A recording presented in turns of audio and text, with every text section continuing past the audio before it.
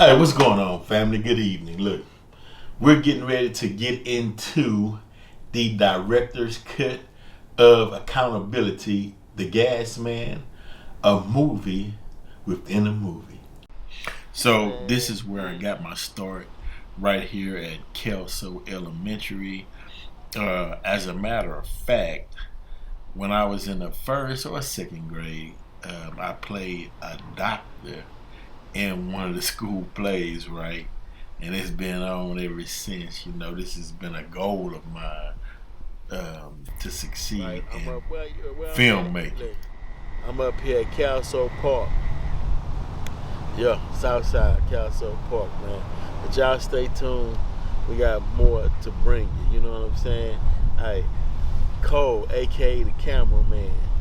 You know what I mean? Hello? What? Man, you got me fucked, nigga. Y'all better have my money. Oh, okay. We still rolling? Hold on. All right, fam. We're going to cut that out. All right, hold on. Tripping. But yes, the cameraman Cole, hey, reminiscing, man. Life is good, man. Wishing you all the best. Hey, we A out. film like no other, right? Very unique. You gotta check it out. Polishing it up, putting the final touches together, but it's gonna be a great watch. Now, a little bit about me, the director, since this is a director's cut, right? Grew up on the south side of Houston, went to Kelso Elementary, Hartman Junior High, Lamb Creek High School. From there, went to the military, right? Went to the Million Man March, right? Got my Muhammad, right?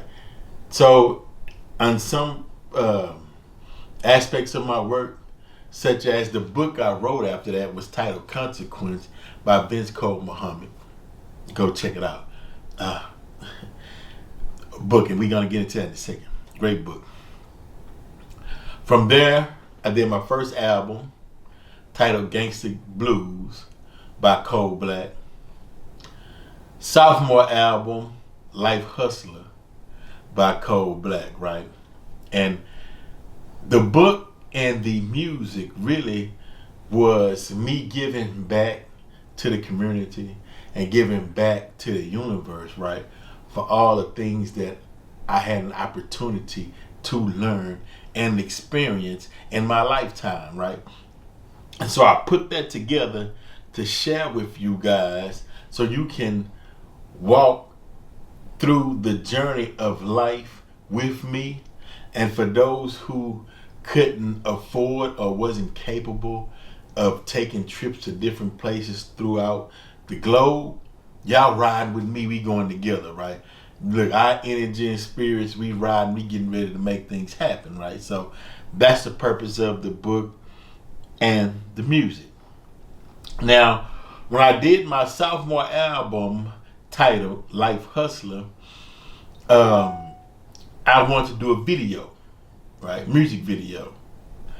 And I got the camera people, which was Fatil Muhammad, to shoot the video because he knew how to edit at that time. This was in 2004, 2005. And around that time, I had my radio show on KPFT 90.1 titled Street Talk, me and G Walker. What's up, G?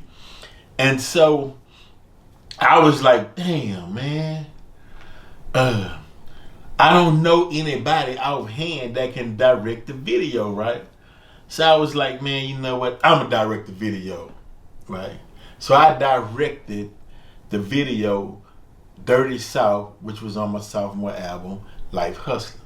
So after I did that, I was like, wow, man, it intrigued me because you get a chance to tell life and life experiences and other people's life experiences as they would come to you and say, you know, this is what's plaguing me. This is the problem I'm having. Do you have a solution for this, right? All right, well, let's wrap it up, put it in the film because we can wrap this up. We can put it in the film. We can share it with the public. And the public also can learn from our mistakes or they can learn by our adventures in life striving towards to complete something, right? And so we'll package it up and we'll put it in a video form, right? And we send it out to the world. Okay, that was the beginning of me filming my first film, which was I called it a docudrama because it had some interviews that I did and interviews other celebrities had did, and I put it together with in a movie form that I shot, right? Because the problem that we were solving in that particular movie was violence and police violence, right?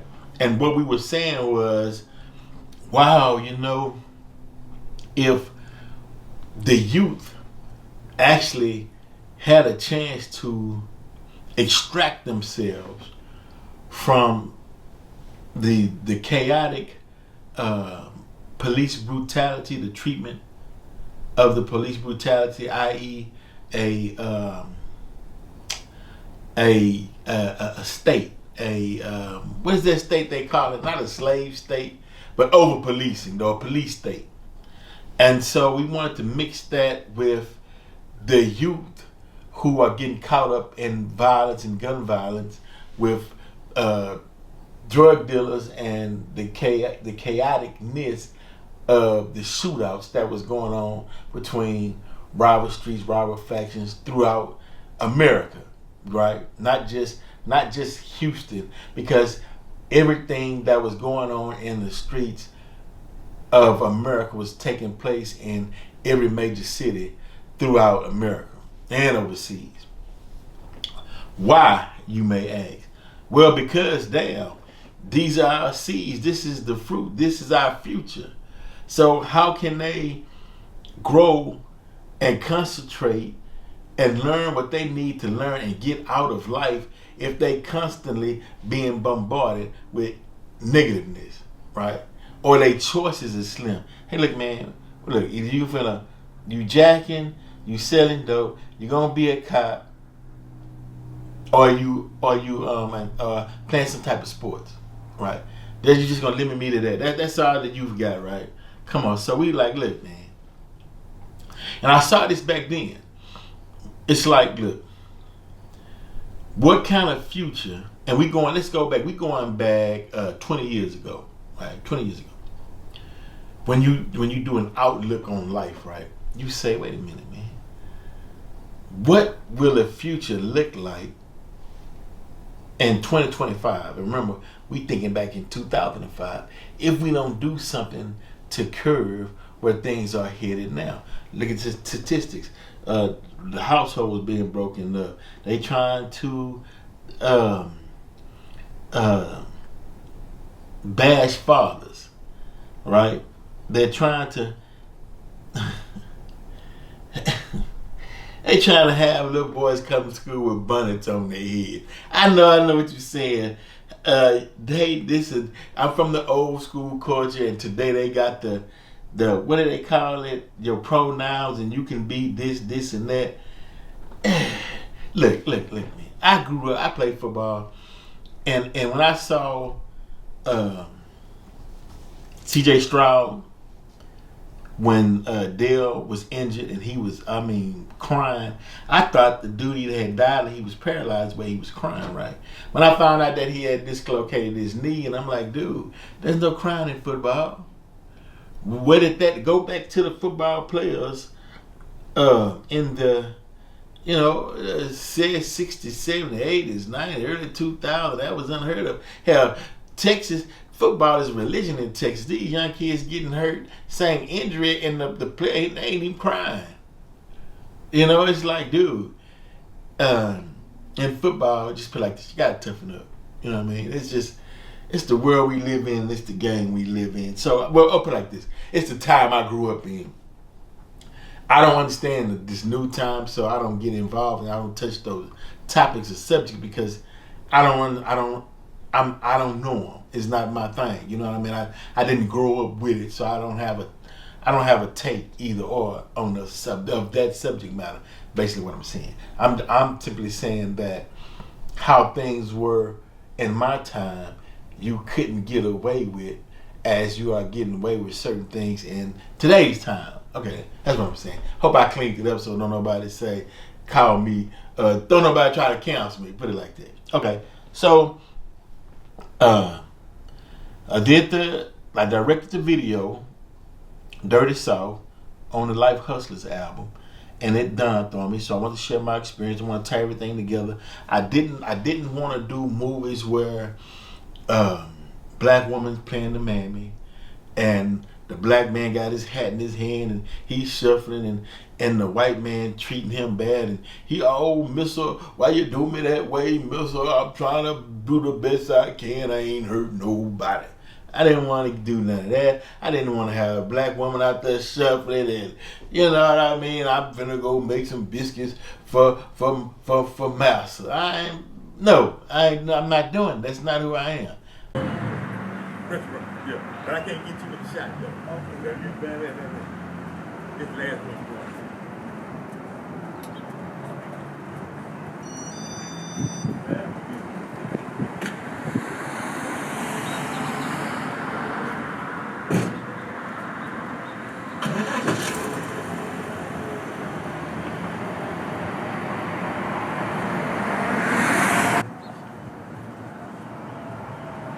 And recording, because you know how we did it with Miami.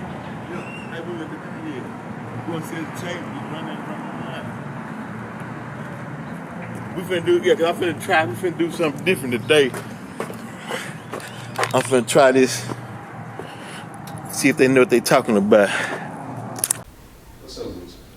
What's up with me? What's up with you? I thought I was gonna see you today. I did come up there today. What? Why didn't you come to my office? Looked like you and your friend Nicole had you well entertained. I didn't want to interrupt the good times. Now, I think you're taking it a little too far. Nah, I just call it how I see it, baby. And to what do I owe this pleasure? Well, I was hoping I'll see you tonight. Not tonight. I'm supposed to meet with the fellas. Just a little B-roll. Getting the brothers working on audio, the shit I'm supposed to be doing. But we switching out for a minute. I got this on my body. This is what it takes, y'all. Behind the scenes. Can't see everybody out here because this is fucking pitch dark out here. You cannot see nothing. I'm pointing at shit, but ain't nothing coming on this camera. We figured out. I'm gonna go home and charge everything up for tomorrow. But we got enough of that. We finna wrap it up now. Oh yeah, I've heard y'all how that No, we wrapping it up now. This is happening. Cause we gotta load all this stuff up anyway. I'm sitting here eating a banana, trying to cut the. I'm not doing none of that, right? You know, we not some tragedy befalls upon black people. Young black man get shot down in the street unjustly, and the only action we have is to sing Amazing Grace. No, that's not who we are, right? And so I didn't want to make those types of movies, right? And at the same time, I didn't want white people in today's time, right, that's growing up today's time, to be like, man, are there any other images that white people played in history that were productive towards the black race, right? And when I say the black race, I'm talking about African Americans, black people, Moors, all the terminologies that was deemed to be black, right? And so I'm like, look, and since we're on that topic, right? First of all, I wouldn't promote, and I'm not promoting anything of civil rights, right? I would promote reparations versus civil rights, because reparations is a term that you can used to repair. You want to repair. You want to build and you want to repair, right? So that's reparations versus civil rights. You get it? So we making movies where we using since Houston is the most diverse city in the world, on the planet. So we want to be diverse in the people that we use because this is what we see. And I wanted my movies to reflect the life that we see and problem solve the problems that we are having. You see what I mean? So that's basically what it was all about. And it was successful, you know. So I want you guys to stay tuned. I want y'all to check out actually what we have in store and what's going on, right? But this is director's cut, and I'll be showing you guys some of the clips and the footages and behind the scenes and things we had to do to make Accountability the Gas Man the success that it is. I just want to give y'all a brief introduction to me, the director, Vero Creek Radio, VCM Films. All right, we out. Now I got time shout outs? Okay, shout out, man. Oh, man. Got a shout out to my boy Jeremy, a.k.a. Jip.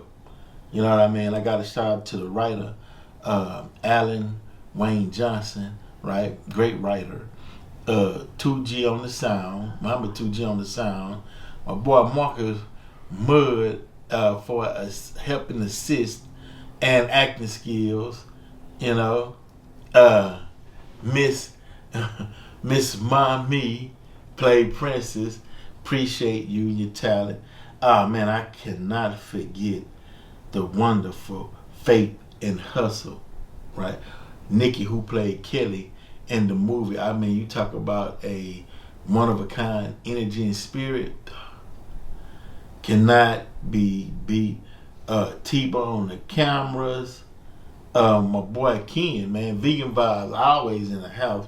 And it's just, and Jamie and Dina, Andrew, you know, just the whole crew of people, Nicole, I can just go on and on. Man, put it like this. When you see the film, you will see why I have had the people around me and the energy that they elude that goes right through the camera, right into your living room. It's like it's touching you, you know what I mean? It's jumping out, it's grabbing you, and it's telling your story right here on Vero Creek Radio. And we out.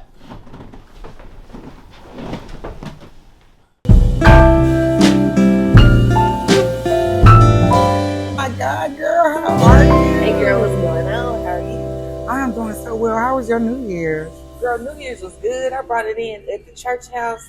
And let me tell you, I got exactly what I needed from the Lord. Oh my goodness. Mm-hmm. So for me, my New Year's is accountability. Mm-hmm. How do you feel about accountability? I love accountability because there are so many things that are up and coming in my life for 2025. And I need to make sure I'm crossing all my T's and dotting all my I's. So accountability is definitely something that I need.